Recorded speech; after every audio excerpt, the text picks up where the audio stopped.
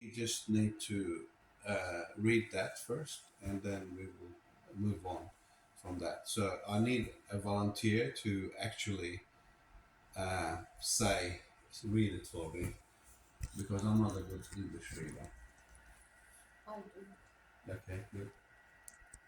Thankfulness is of various kinds. There is a verbal thanksgiving, which is confined to a mere utterance of gratitude.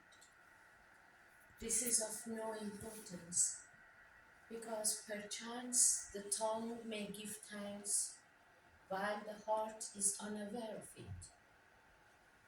Many who offer thanks to God are of this type, their spirits and hearts unconscious of thanksgiving. This is mere usage, just as when we meet, receive a gift, and say thank you, speaking the words without significance. One may say thank you 1,000 times, while the heart remains thankless, ungrateful. Therefore, mere verbal thanksgiving is without effect, but real thankfulness is a cordial giving of thanks from the heart.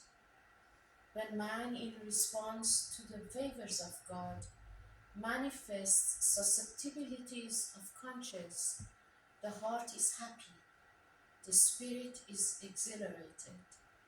These spiritual susceptibilities are ideal thanksgiving. Abdul Baha. Now, susceptibility is a word that's probably some people won't understand it. So I need to make sure that it's understood. Okay, and he Mahoyan has done his homework. So can somebody read that for me? Someone else. Susceptibility, the state of fact of being likely or liable to be influenced or harmed by a particular thing. Mhm. Okay.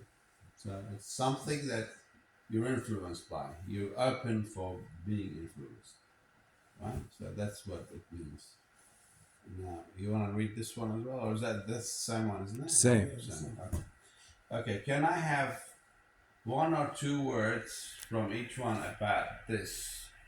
Like, not more than one or two words. What do you think that is talking about? Truthfulness, Truthfulness, honesty. Okay. honest. Okay. And It comes from the heart and soul is more important. more important rather than what comes from the tongue. Okay, can you speak louder so the thing can pick you up? Okay, sure. Yeah, yeah, I don't know whether it picked up or shall I say it again? Say it again, louder. Yeah. I think it talks about what the heart feels Yeah. and the spirit feels is more important Mm. than what the tongue says. Good. Yeah. Anyone else? Being thankful from heart, as you said, and feeling Yeah. is more important than just an empty, feelingless thank you. Yeah. Words, just words. All words. Anyone else? Okay. It's very good. That's the input is good. So we understand the statement, and we are, being told that it is, we have to express our thanksgiving with all our heart. Now, the statement is good as it stands, but how do we get there? As believers, how do we get there? How do we get to that point? Because this statement only provides a picture of, like, thankfulness with heartfelt thankfulness and mouthfelt thankfulness. That's all. So, and it doesn't tell you, okay, how do you get there? So, how do we get there? This is the question that this statement presents to us tonight. How do we get there? Can we go to the next screen? Yes. We go to the next screen. Yeah, just okay. Oh. He's the director. No. This is a big screen. Huh?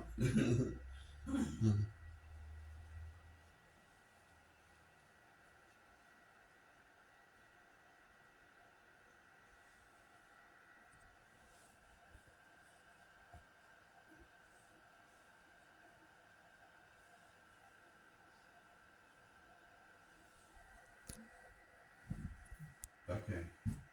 You can read it, or we'll come to that how that's question how later, but we need to go through this first. Okay. There is a cordial thanksgiving too, which expresses itself in the deeds and the actions of man when his heart is filled with gratitude. For example, God has conferred upon man the gift of guidance and thankfulness for the great gift. Certain deeds must emanate from him. To express his gratitude for the favor of God, man must show forth praiseworthy actions in response to these bestowals. He must render good deeds, be self-sacrificing, loving the servants of God, forfeiting even life for them, and showing kindness to all the creatures. Okay. Okay. Can I ask you to read this thing again, please? Somebody else read it again, because it's important. We're gonna focus on things that are in there. Can someone else read it again, please? Yes. There is a cordial thanksgiving too, which expresses itself in the deeds and actions of man when his heart is filled with gratitude. For example, God has conferred upon man the gift of guidance, and in thankfulness for this great gift, certain deeds must emanate from him. To express his gratitude for the favors of God, man must show forth praiseworthy actions. In response to these bestowals, he must render good deeds, be self-sacrificing, loving the servants of God, forfeiting even life for them, showing kindness to all the creatures. Can you just stay there? In up, please, up. So, praiseworthy actions, and from that word in, can you read it again? In response. In response. In response to these bestowals, he must render good deeds, be self-sacrificing, loving the servants of God, forfeiting even life for them, showing kindness to all the creatures. Okay, very good. All right. So, what do you understand from this? 2 or 3 words on this one as well. Somebody. We'll come back to that. What do you want to say? Yeah? What do you understand? 2 or 3 words. What do you understand from the whole paragraph? The This thankfulness, paragraph or the whole? This one. This one. the thankfulness should show itself in good deeds. It should be done by deeds. So we agree with that? Everyone agrees with that? Okay. Now, what did you want to say about how? Oh, I was going to say in regards to the how that we can should get to that the first quotation that we read, Gratitude. gratitude towards how we get to that. that would be through the heart and the soul. How we get through that heart and soul is by loving, loving and having that faith Love, in love, the and faith. person who has shown you kindness. So the best way to show that gratitude, and that's how you get to that other part, that through self-sacrifice, the last quotation part that he read, then you will be able to do that self-sacrifice. Then you will be able to do that service to the servants of the person who has shown you that kindness. Okay, very good. Okay, so I look at the sun sacrificing every day, giving us light, warmth, and heat. Sun doesn't ask anything in return. So we should be appreciative of whatever the environment is also giving us as well, in terms of nature. And so in return, we have to be appreciative of everything that we got around us. And in return, also we should help others. yeah, that's correct. Sun gives us light, but sun has no choice. It's not living. So, who's the one that chose to put sun in there for us? So the gratefulness goes to the one who chose, not to the one who has no choice. Yeah. So, but yes, we are grateful for the sun, that we are given a sun, but we don't gratify nature. We gratify the Father, the Creator of nature, right? The source of nature, not nature itself. So, because nature has been given for us. It is we are as human beings, we have the authority over nature and certain elements of nature, that is, right? So it's for us, it's for our survival. It's been given to us as a gift, right? So we don't gratify nature, we gratify the creator of the nature. So, okay. Now, so having a thankful heart is a journey. It's a journey of faith. It is not just overnight that develops. None of us have come to have faith in God and to have understanding of faith in God without having a background in our life that led to this position, whether it was through our parents, whether it was through our own life and discovery. It's been a journey. So having a thankful heart and being in a position of thankfulness, it's a journey. So how do we develop a thankful heart? Well, we need to learn from certain stories. In this statement, it's the statement of Abdul Baha, not Baha'u'llah, Abdul Baha, and it's portrayed the teachings of, I presume, of Baha'u'llah, right? Now, for him to have this understanding, he had to have a journey of faith.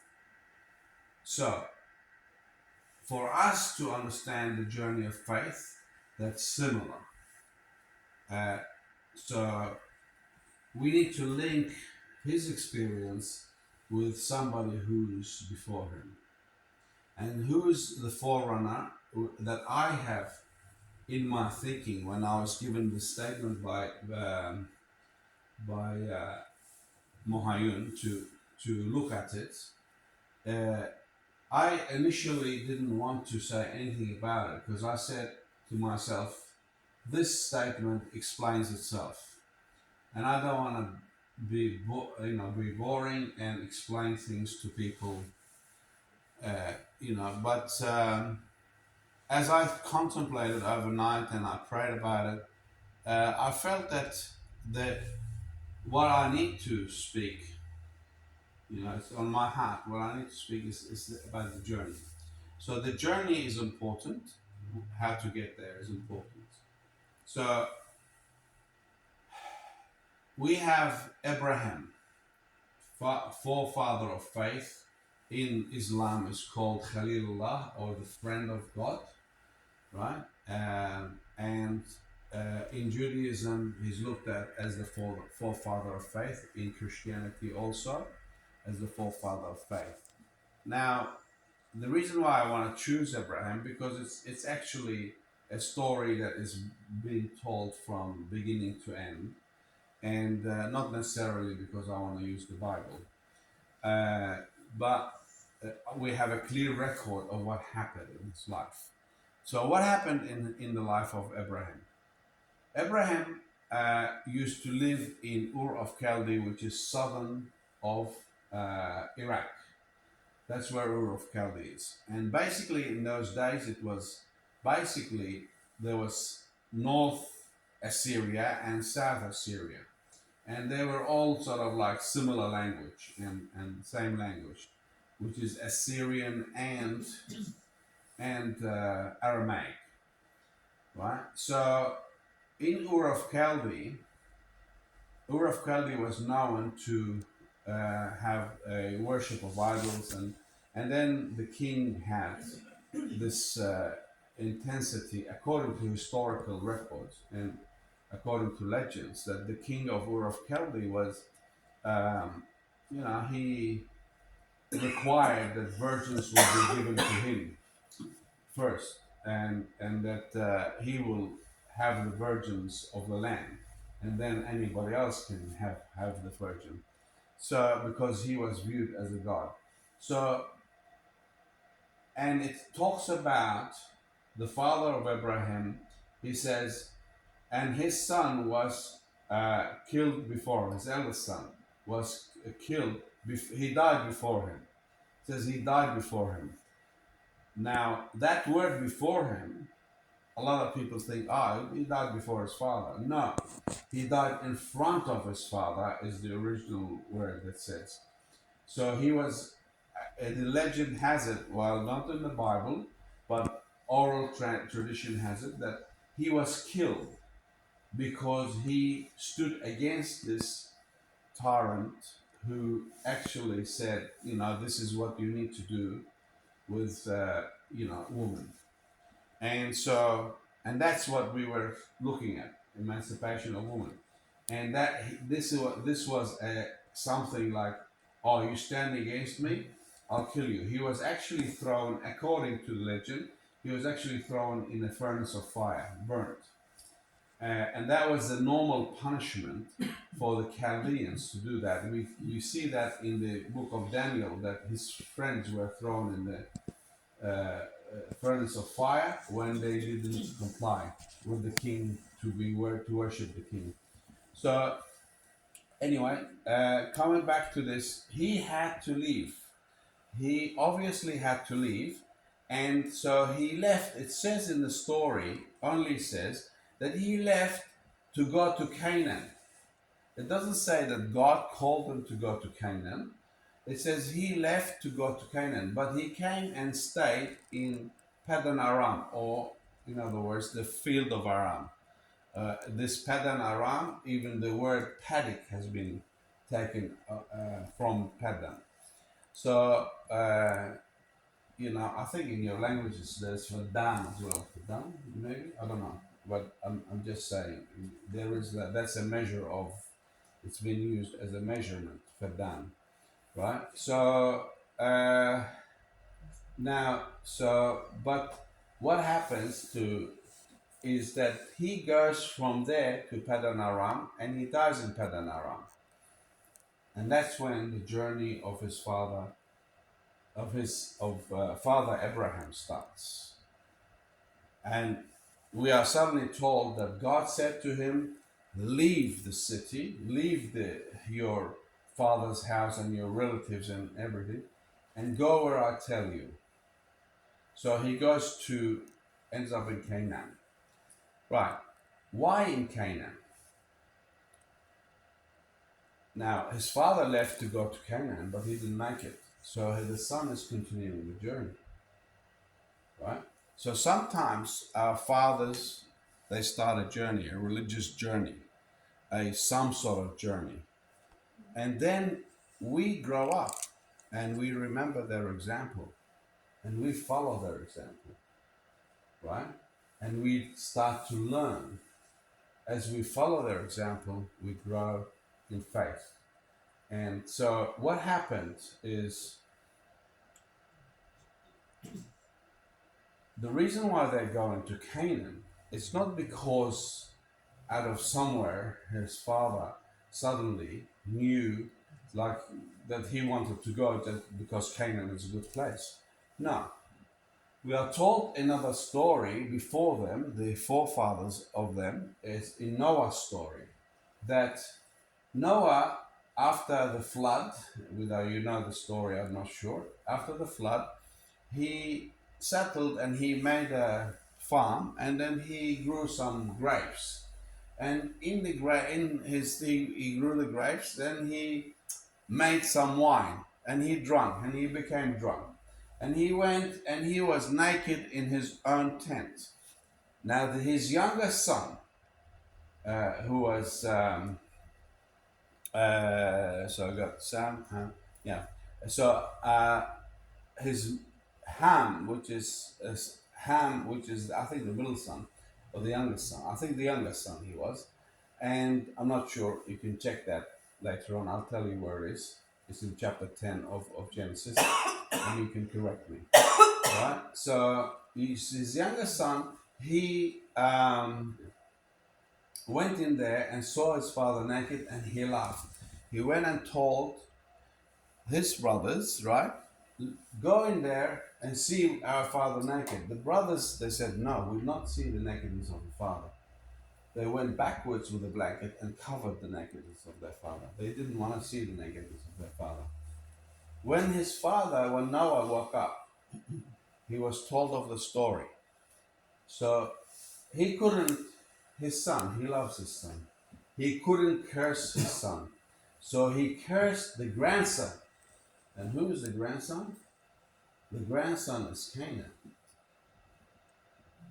So his name was Canaan. So Canaan in the land of Canaan lived the Canaanites, the descendants of Canaan. So from there on, it was known that because he was cursed, Canaan was cursed, that his land will be given to somebody else. So now that could have been revealed to the father of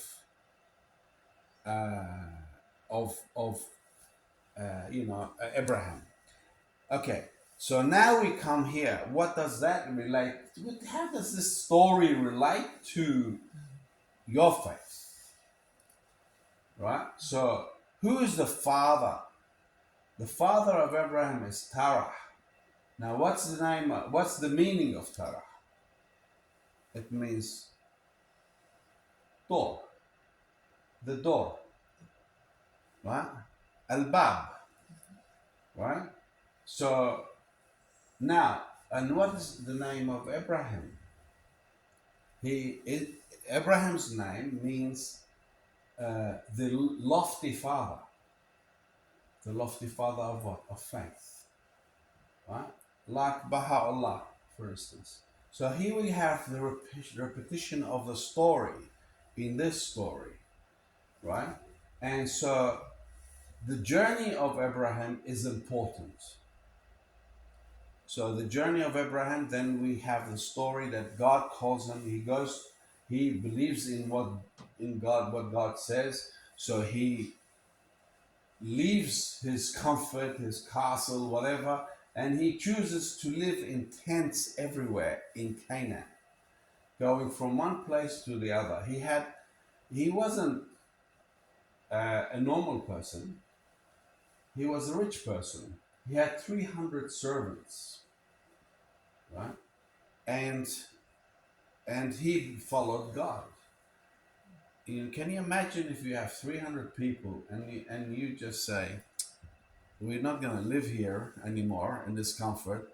let's go out and let's live in tents. What will the people think about him? Crazy, right? But he didn't he this is the thing about the uniqueness of spiritual leaders. They are leaders and they make decisions that might not make sense to us, but it is God's guidance that has been given to them, right? And when people follow, there are consequences to that, right? And people who don't follow they carry the consequences as well. So this guy takes the people, goes out, and he trusts in God, and God says, "I will give you a son, and out of that son will come a chosen generation of, that will worship me. That my nation, I will establish a nation out of your son, and it's gonna be from your wife Sarah, the one that you love." So he travels and he waits, and so he becomes 75 years old, and there's no son yet. And the laws of the land are, if your wife has a servant, a female servant, uh, and you don't, and you're married to her, and she can't give you children, then your servant or her servant can become a like a wife to you, and she can bear the child, and whatever child she has, it's your wife's child, and she's still a servant. She's your wife, but she's still a servant, right?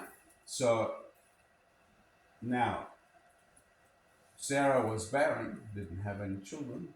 She had a maid, so she said, "Okay, you can have my maid." Now Sarah played it smart, because if in the law itself says that if you don't give your if you choose not to, then your husband has the right to go and get any woman, free woman, and have children with her. And once she has children, guess who's number one wife now? The mother. Yeah, the mother. So Sarah said, "Okay, now I won't let my husband, he's always wanting a child and he's always talking about a child, I won't let him go and get another woman on top of me. I'll give him my servant." So she gives her servant, she becomes pregnant, Ishmael is born, and so, but before that happened, God meets with him in the middle of these years, waiting years, and he God shows himself to Abraham, and he's talking to God, and God says to him, "I'm going to give you a son from Sarah." Abraham laughs in the presence of God. He says, "Come on, forget it. Like we heard that before. Come on." It's exactly what happened. Like it says it. Then he laughed and he said, "Look, how will you do that? And I am dying, and the only uh, inheritor is my servant, my number one servant, because the law said that if you're a rich man, and these are all laws that has been discovered written on tablets in Syria in that time, and these laws were Aramaic and Assyrian laws practiced in the time. So I'm not talking about, and you can find this fact in writings and the introduction of the Old Testament by Bush and Hubbard. There's a book about 600, 700 pages. You can go and see it in there. It's written that they have discovered a law that was written on tablets of clay that says that belongs to that period of time. So this actually shows that we are talking about an actual person. This conversation is not somebody who wrote it years later, right? And there's no factual facts behind it. This Abraham existed, and this law existed, and his conversation is written because it happened between him and God. The law, these tablets of law that they've discovered, confirms that nobody knew the existence of these tablets of law. And Moses wrote this story about 400 years later, after Abraham, right? So I'm just trying to relate this to the subject that we Yeah, just studied. yeah. You know. Yeah, okay. Um, So I'm coming to it because it's so what happens is he's not in a position where he's saying, come on, he's not very thankful for the promise of God, right? So now God says, no, you will have a son. Then what happens is he listens to his wife. His wife gives him the wife.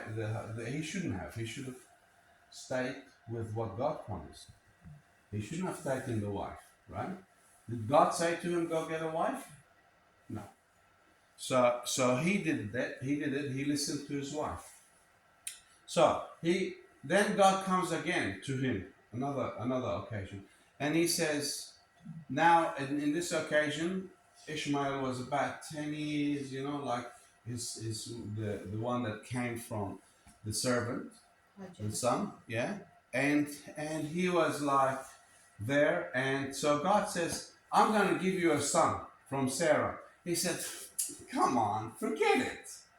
Like, I have Ishmael. Just bless him. Don't worry about it. Don't make it too difficult for yourself. She can't have any children. Why she can't have any children?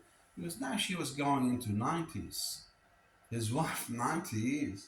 Like, this is a joke now, like, come on. So anyway, God says, no, I'm going to give you a son. And so what happens is he says, okay, he accepts that. He accepts that on the face value, right? Then one day he's sitting and he's, in his near his tent under a tree, and God and two angels come to him and say, so he doesn't know that's God and two angels. He sees humans, three humans. He goes and bows down and says, come on, come have something with me, eat something. And he goes and tells Sarah, go, choose a nice lamb and, make a nice meal for these people. They're strangers, but they're on the journey. Let's honor them. So, and then through the conversation, he discovers that he's sitting with God and two angels. And Sarah is listening outside to the conversation. And God says to Abraham, who, he appeared in a human form, right, to him. And he says, I'm going to come next year and Sarah will have a child. I'll come and visit you. Now, she was listening and she laughed. Why? Because she was 99 years old.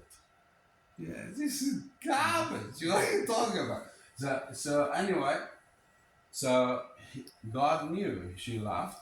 He said, why is Sarah laughing? He said, I don't know. I can't see Sarah. So he called Sarah. Let's ask her. She comes in and she said, why did you laugh? She said, I didn't laugh. He said, how did he know I laughed? He didn't see me laughing. I didn't laugh. And he said, yes, you laughed. And then he disappears. Sarah becomes pregnant, right? Has a child. And then the child grows up a little bit. He's playing. And one day, the other child is mocking her child.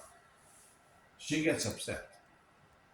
Now, she's got the right. She's the first woman. She said, kick your child and this servant, the child, not your child, the servant and her child, I want her out of here, and she's not going to have any inheritance. I don't want her to have inheritance take inheritance for my son. So he doesn't like it. Abraham, being a righteous man, doesn't like this idea. But God appears to him and he says, do as your wife says. Why? Because he's got a contract with the wife. And it was a law. And by that time, Abraham was established in that land. He was also a judge. He used to use the same law to judge others. So if the wife said this, the law says he has to do it because she still owns the child and the servant. And she wants to kick her out, he has to do it. And not to give her any inheritance. So can you imagine this Abraham who's actually honoring strangers and giving them food and everything, you know, and others, and you know he's rich to kick his 12-year-old or 15-year-old son. He said he was a teenager. He says, "Go away, nothing for you." He puts him on a donkey, give them a bit of water, a bit of thing, and say goodbye. He had to learn to obey. He had to learn to be thankful for what God has said. Robert, we have to press here? See? No. Why? Is it stopped? It's going too long. Yeah, that's all right. No. Oh, okay, Can we no. finish? Yeah, okay, sure. Can Yeah, okay. So we can see through this is it's not just thankfulness, right? Not just thing, but it's an attitude that's changing over time and being obedient to God, even in bad things.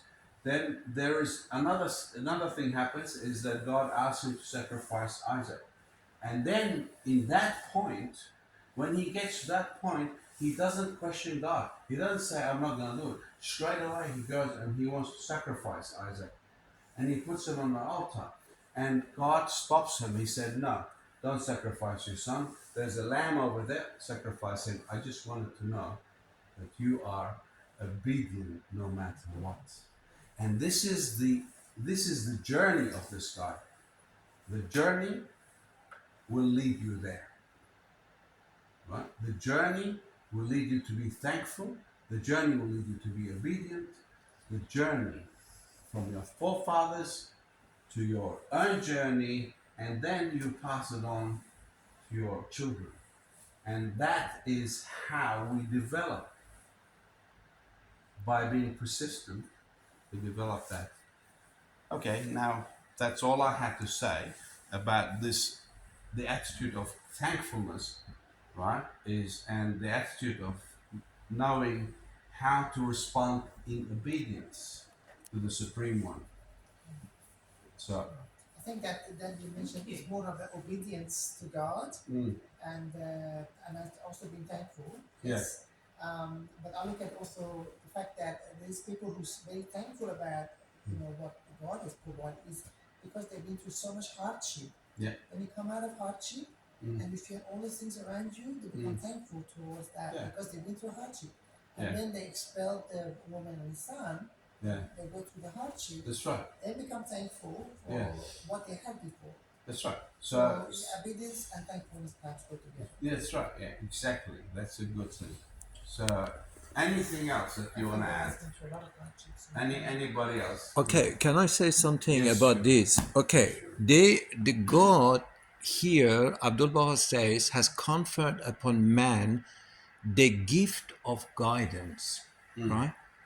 Okay, if God has given us the gift of guidance, what does Abdul Baha mean? Like, what is that gift of guidance? The law of God. God's Yeah, guidance. yeah. Okay. So generally, the gift of guidance, that what you get out of the teaching of Baha'u'llah is a guidance that you get. Right. Okay. You're getting actually a gift, right? You didn't know that. We didn't know that. We received this gift as what we call it as a gift of guidance. Didn't we all of us receive that gift of guidance? Right? And now we know. Okay? So the gift was given. What did we do in a form of thankfulness to who gave it to us? We didn't know this, Yeah. right? Only we know this because this gift of guidance has been given to us, right? So the guidance has come, this gift has come to us. But what did we do? In a form of thankfulness. And what can we do in a form of thankfulness? Because this has been given to us, it wasn't belong to us. We didn't come, we didn't discover it. It wasn't our own enlightened mind that understood that this gift was given to us, right? Then now if I come to your house and give you a gift, right, you're going to appreciate that. Is that right? I say that's something you needed, and you say later on, oh, this was very useful for me because I use it here, I use it there, right? Because you will be thankful in your heart and in your soul towards that. Now the concept that Abdul Baha wants to bring for us, he says this gift of guidance has been given to us. What are we going to do? How can we show that appreciation? You know, the way that this thankfulness that Abdul Baha is trying to introduce it, how can we say thank you to Baha'u'llah? Can we say it as Abdul Baha explained, verbally say thank you Abdul Baha for this gift of guidance? Does Abdul Baha accept I just say verbally, Abdul Baha, thank you for this understanding, this gift? Or what he is trying to say, what is the other way that I can show that I'm really thankful to this gift of guidance which has been given to us? I think I think God has always given guidance to humanity. From the story that you mentioned, from many years ago, every manifestation, every prophet who came, they came because they brought this gift of guidance that Abdul Baha talks. How humanity can be thankful is by following and understanding that the gift has been given to humanity and not ignore it. Because so many times we have so many things to be thankful about, but we ignore it. That's where you were talking about journey.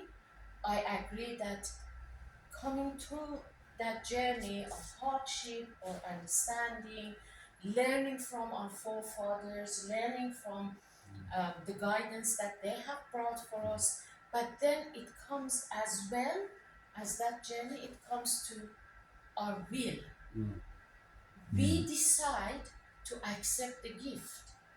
We decide by accepting that gift, by following the laws and ordinances that that gift has brought, we decide to be thankful. And then when we decide and we follow it, and it comes from the heart, it shows in our action, then hopefully it will be accepted by God. So it very much comes to human will and our personal choices as well. Because so many people around the world has received these gifts. Because when a manifestation of God comes to this earth, it's not only for me, it's not only for people who come from this particular side of the world, it has come for all humanity. And when we realize that this gift of guidance has been given to us, then we understand it, we appreciate it, then we can practice thankfulness. Yes. Okay, so it's important that this thankfulness manifests itself in two folds, on the individual level and on the community level. So on the individual level, we are all participating at the moment in this appreciation of the gift of guidance. And the reason why we are here is because we appreciate it. We want to understand. We want to connect more with this gift that God has given us.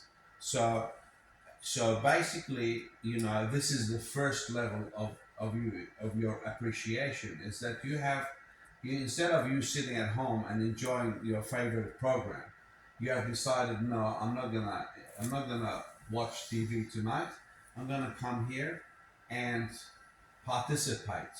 So that's you placing value on the guidance that has been given by you being here.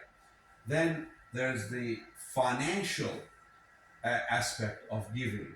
Now here it says like we have to be the servants of God, loving the servants of God. How do we love the servant of God? We support him. How do you support him? You can support him financially. You can support him whichever way, giving him food, giving him shelter, giving him whatever he needs. You support him because he's a servant of God. Right? It's important that that's shown at that individual level. And why? Why do we give financially sometimes? I don't want to make it too long, so I'll give you the answer. Right? Is because you see, I work, I bring money, I buy food, I eat that food, it becomes energy. I will go and work again. Now, when I give money, what am I giving when I give money to somebody who's teaching me the guidance of God? You're giving your energy, you're giving yourself, you're giving, because that money, you actually work for it. You actually use the energy that you got from the food to get that money. And when you give it, it's right, you're giving yourself to that person. So, or to that cause, for instance. Maybe there's no person, maybe it's just a community. You're giving for the cause, right? So basically, in a community sense, when a community appreciates something that much, they invest their time and money, that hard-earned money, and that's their self, right, into it. What happens? All of a sudden, we see a nice temple out of that thing that's built in Haifa, and everybody wants to see it. Everybody wants to go there. Why? Because that's the beauty of what you have received, you have invested, and suddenly the community has a face, has a representation, and has a way of showing appreciation and thankfulness. So that's how it manifests in a community, right? So this is and okay. Remember, as the beginning says, to be thankful without any feeling, Yeah. thankful with feeling. Yeah. So to be thankful, to give money, you need to actually, Maula says that if you don't have that feeling, the money is not worth anything. You need to give it, even if it was 1 cent. Like there's many stories about that. They just had everything she had was just a couple of dollars, and she gave it away at the right second because she gave it to her heart. Yeah. Can I suggest that we finish it off with showing that shrine in Haifa? Yes. You got that? Shrine in Haifa. And then we remember that, I think that how much sacrifice was done in a material way. Can I say one thing? To show, Keep that thing on. Okay. yeah. You show kindness because of the gift you receive. Obedience is important. That's right. What that guidance has given us, we have to put that guidance into action. Yeah. So I think that is something that Very it important. shows it in your deeds, in your That's right. actions, through that obedience. So Very true. nice. So one or two words of what you got tonight out of this, just one or two words each person. What did you get out of it tonight? That's according to my guidance here. But I'll say to know him and to worship him and results in kindness and obedience and everything. Yeah. All right. And Let it go. yeah, that's right. Okay, you sir. Abdul Baha, encourages that self-sacrifice, Yeah. kind creatures, and all the praise was the actions to others. And then why? Because you have to repay Yeah. that, the gift God has given to you. And then, when you get the gift, and then you have to, in response to that gift, you have to repay. Yeah. That's this kind of praiseworthy actions. Just don't say just thank with mouth. Yeah. You have to do with actions. Yeah. So, or if you go back, he encouraged all these, kind to God's creatures, and then, kind to them, and all these praise actions. Because why? Because you got the gift, and then you have to thank, not with your mouth, but with your With deeds. And you? Guidance has been given, and I'm grateful and thankful for it. That's good. And where is John? Yeah, I mean, everybody said that action Yeah, is louder than word. that's good. Yes. So we stop the video. Yes.